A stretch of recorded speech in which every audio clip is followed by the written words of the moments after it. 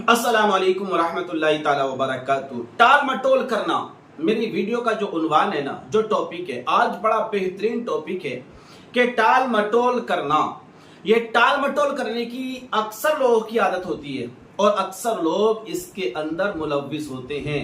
अगरचे इस टाल मटोल से उनके बहुत सारे नुकसान हो जाएं, उनकी जिंदगी की वाट लग जाए, लेकिन इसको या तो सुस्ती कहेंगे या काहिली करेंगे या फिर उनकी आदत है ये टाल मटोल करना। मैं एक यहाँ पर आपको हिकायत बताता हूँ, एक पहेली समझ लें या एक हिस्ट्री समझ लें या एक हिकायत समझ लें।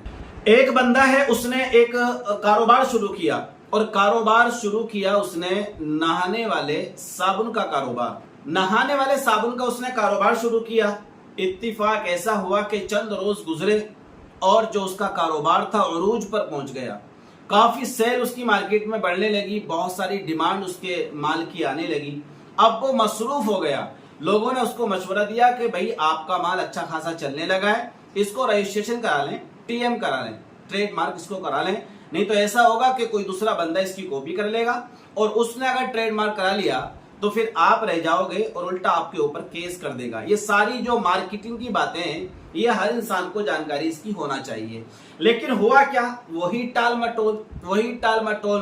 कुछ दिन गुजरते गए, कुछ महीने गुजरते गए, रिक्वायरमेंट माल की बढ़ती गई और जब देखा किसी और ने कि इस माल के लेने वाले बढ़ रहे हैं, इस माल की मार्केटिंग बढ़ रही है, इस माल की डिमांड मार्केट में बढ़ रही है, फौरन से अपना एक प्लांट शुरू कर दिया और उस प्लांट के अंदर वही सेम साबुन बनाना शुरू कर दिया। इत्तिफाक से मार्केट में उसी नाम से उतार दिया।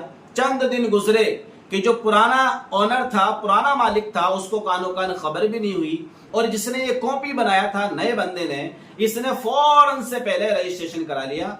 टीएम कराने के बाद में पूरा उसके जो कागजी कार्रवाई थी कंप्लीट कर ली। इत्तिफाक कुछ दिन गुजरने के बाद में जो नया कॉपी करने वाला था उसने क्या किया, पुराने मालिक के नाम पर मुकदमा डाल दिया, उसने केस कर दिया। इत्तिफाक ऐसा हुआ, दोनों पार्टी का केस चलते रहे। पहले वाले मालिक के पास में सिर्फ लफ्जी कार्रवाई थी और दूसरे वाले मालिक के पास में कागजी कार्रवाई थी। कोर्ट ने लफ्जी कार्रवाई को झुठला दिया और कागजी कार्रवाई को अप्रूवल दे दिया।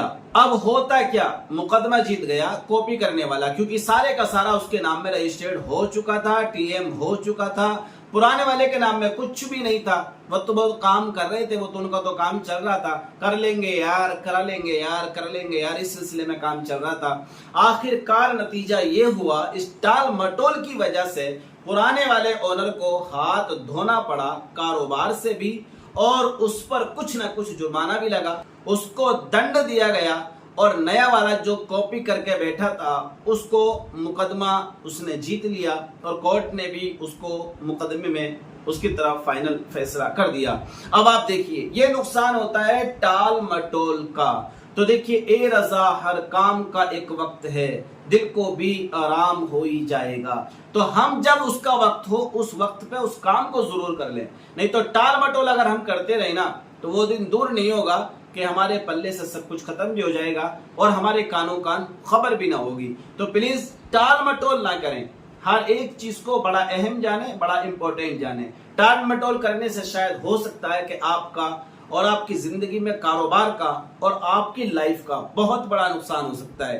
तो आप टालो मटोल ना करें, टाल मटोल की आदत को खत्म करें और जो काम का जो वक्त है उसको उसी टाइम पे करने की कोशिश करें।